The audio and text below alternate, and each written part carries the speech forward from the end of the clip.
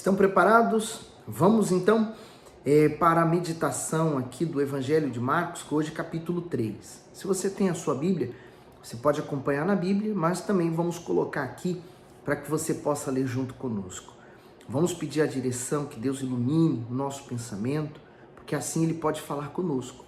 Meu Deus, fala com a gente, que a Tua Palavra venha nos iluminar os nossos pensamentos, que venhamos nos encher da Tua Palavra e nos santificar, nos separar deste mundo, que assim seja. Então aqui no versículo 1, ele diz: E outra vez entrou na sinagoga, e estava ali um homem que tinha uma das mãos mirradas, e estavam observando se curaria no sábado para o acusarem. E disse ao homem que tinha a mão mirrada: Levanta-te e vem para o meio. E perguntou-lhe: É lícito no sábado fazer o bem ou fazer o mal? Salvar a vida ou matar? E eles calaram-se. Claro, eles estavam ali com interesses, as intenções deles já era corrupta, já era mal, os olhos deles já estavam mal. Então eles já estavam ali, por exemplo, com as pedras na mão para atirar em Jesus. E o Senhor Jesus conhece bem o interior de cada pessoa. Então, ele já sabia o que estava acontecendo lá dentro do coração deles. Então, ele perguntou: então, no sábado, vamos salvar ou vamos matar? Vamos fazer o bem ou vamos fazer o mal? Porque sabia que dessa forma, se ele curaria, eles não poderiam falar nada. Mas olha o 5. Aí diz assim no 5. E olhando para eles em redor com indignação, condoeu-se da dureza do seu coração e disse ao homem: Estende a tua mão. E ele a estendeu. E foi-lhe restituída a sua mão, sã como a outra. E tendo saído, os fariseus tomaram logo conselho com os herodianos contra ele, procurando ver como o matariam. Esses herodianos é uma outra classe, uma outra seita, como são chamados, de judeus, de pessoas que eram seguidoras dos Herodes, os antigos monarcas daquela época. Então, eles eram contra todos, mas para atormentar o Senhor Jesus, eles se uniam para fazer o mal. E no 7, retirou-se Jesus com seus discípulos para o mar, e seguia uma grande multidão da Galileia e da Judeia, e de Jerusalém, e da Idumeia, e de além do Jordão, e de perto de Tiro e de Sidom. Uma grande multidão que, ouvindo quão grandes coisas fazia, vinha ter com ele. E ele disse aos seus discípulos que tivessem sempre pronto um barquinho junto dele, por causa da multidão, para que não o oprimisse, porque tinha curado a muitos, de tal maneira que todos quantos tinham algum mal se lançavam sobre ele para lhe tocarem. Você imagine o alvoroço, As pessoas desesperadas, elas nunca tiveram acesso à saúde, a uma condição de vida melhor do que aquelas que elas tinham. E quando elas buscavam ajuda na religião, a religião a condenava, dizendo que aquela doença que elas possuíam era porque elas eram pecadoras, elas eram merecedoras daquela doença. Então, eles se conformavam com a doença. Quando viram que Jesus estava curando, libertando, você consegue imaginar a luz que brilhou em meio às trevas? Então, todos corriam para ele. E diz no 11, e os espíritos imundos, vendo, prostravam-se diante dele e clamavam, dizendo: Tu és o Filho de Deus. E ele os ameaçava muito para que não manifestassem.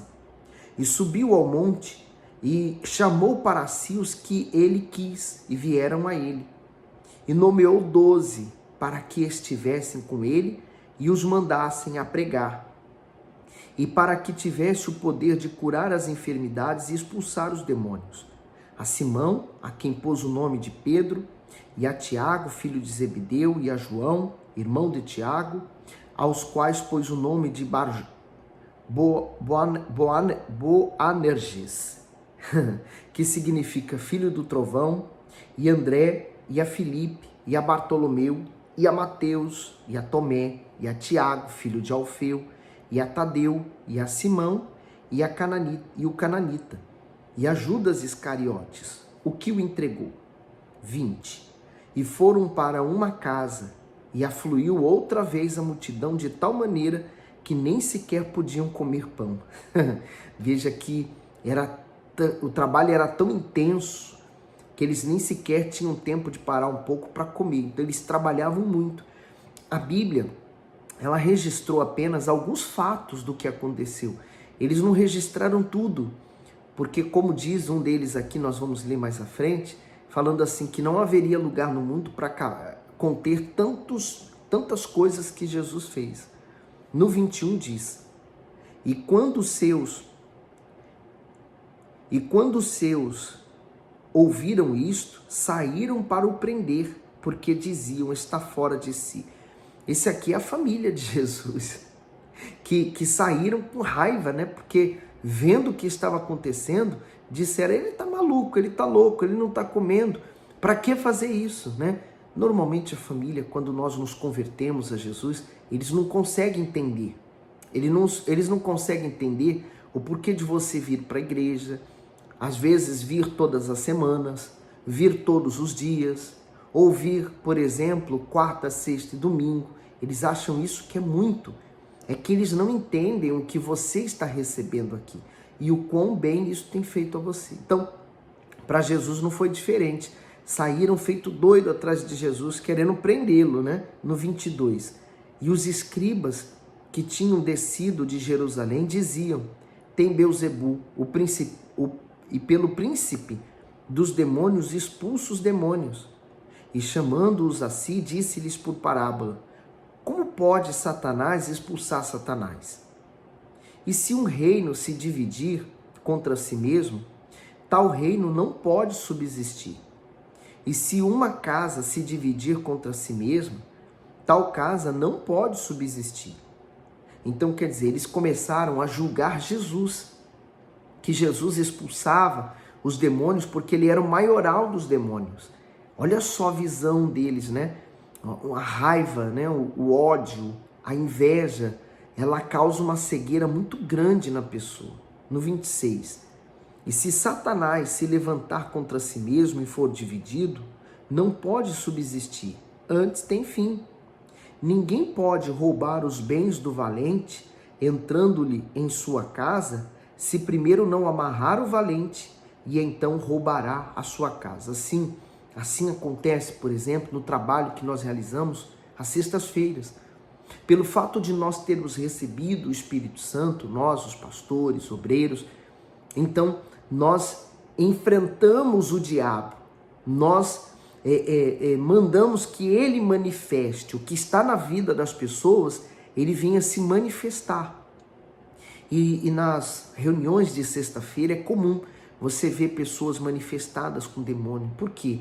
Porque o mal que estava na vida, ou está na vida delas, destruindo a vida delas, eles não resistiram e manifestaram. E agora elas estão nessa fase da libertação. Então, quando elas vão ouvindo a palavra de Deus e entendendo o chamado que Deus fez a ela e o plano de Deus para ela, então ela vai fechando todas as portas e o mal não consegue mais voltar. Então essa pessoa fica livre. O passo seguinte para ela é o batismo com o Espírito Santo. Porque se antes ela estava possuída, né, por um espírito maligno, agora que ela está livre, está limpa, ela precisa ser possuída pelo Espírito Santo. Então ele está falando sobre o valente. Só pode entrar para arrancar o valente da casa se alguém for mais valente do que ele. Então esse alguém tem que ter o Espírito Santo. No 28, na verdade, vos digo que todos os pecados serão perdoados aos filhos dos homens, e toda a sorte de blasfêmia com que blasfemarem. Qualquer, porém, que blasfemar contra o Espírito Santo nunca obterá perdão, mas é culpado do eterno juízo. Porque diziam, tem espírito imundo. Eles estavam tão possuídos pelo mal, eles próprios, que eles estavam blasfemando, né? Aquele desejo de ódio, de se vingar, de causar o mal ao Senhor Jesus, O problema deles não era nem com o próprio Senhor Jesus ali, mas era com o próprio Deus, porque eles haviam perdido a maior de todas as oportunidades. Olha o que o Bispo Macedo diz aqui, no 29. Ele diz assim: blasfemar. É impossível alguém reconhecer seus pecados e se arrepender deles por si só. Além disso, o homem não consegue nem mesmo entender suas necessidades espirituais e orar como convém. Assim, o Espírito Santo é o único capaz de convencê-lo a respeito do arrependimento e da primordialidade da salvação. Mas como ele fará o seu trabalho se for rejeitado? Não há como. Quando a pessoa se opõe ao Espírito, despreza o único meio que existe de conduzi-la ao perdão. Porém, a blasfêmia contra o Espírito Santo não pode ser confundida com os inúmeros tipos de pecado que alguém que está longe de Deus pode cometer. É importante esclarecer isso, porque há muitas pessoas que estão fracas espiritualmente por acreditarem que seus pensamentos e suas ações já o condenaram, julgando com isso que pecaram contra ele. Não caia na tentação de acreditar que seus erros são grandes demais e que por isso você não merece ser ouvido por Deus ou que está destinado ao inferno. O Espírito Santo permanece pronto a conduzi-lo de volta à fé. Por isso, a pessoa que pecou contra o Espírito Santo, para você ter uma ideia, ela prefere servir Satanás do que servir a Deus. A cabeça dela muda mesmo, radicalmente. No 31 diz: chegaram então seus irmãos e a sua mãe, e estando fora, mandaram-no chamar. E a multidão estava assentada ao redor dele, e disseram-lhe: eis que a tua mãe e os teus irmãos te procuram, estão lá fora. E ele lhes respondeu, dizendo: quem é minha mãe e meus irmãos? E olhando em redor para os que estavam assentados junto dele, disse: eis aqui minha mãe e meus irmãos. Porquanto qualquer que fizer a vontade de Deus, este é meu irmão, minha irmã e minha mãe. Ele tinha sua mãe, ele tinha seus irmãos, ele tinha sua família. Um pouquinho atrás, queriam prendê-lo porque ele não estava parando para comer. E agora que ele estava reunido com as pessoas, eles estavam lá querendo que o Senhor Jesus saísse para atender eles. Quer dizer, inverteu, né? Quem é o mais importante? Era a mãe e os irmãos ou era ele pregando para as pessoas? Então ele falou: olha, quem é minha mãe, quem são meus irmãos? São esses aqui. É quem está aqui ouvindo minha voz, né? Para você entender que é importante. O próprio autor do Evangelho de Marcos, ele deixa isso registrado. Por quê? Para você ver que as perseguições, os problemas, as lutas que o Senhor Jesus passou, nós também vamos passar. Nós vamos enfrentar isso também.